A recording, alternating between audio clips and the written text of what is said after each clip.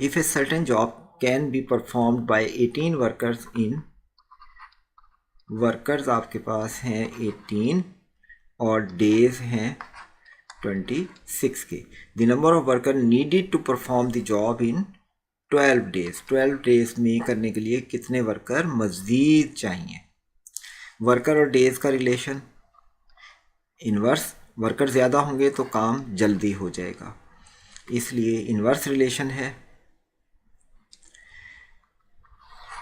और ये रिलेशनशिप बन गया x over 18 is equal to 26 over 12, यानी कि x is equal to 18 multiplied by 26 over 12, 3 2 और ये 13 कैंसिल, 13 इंटू 3 39, जो कि ऑप्शन सी में दिया गया है, इसलिए इस क्वेश्चन का करेक्ट आंसर है ऑप्शन सी।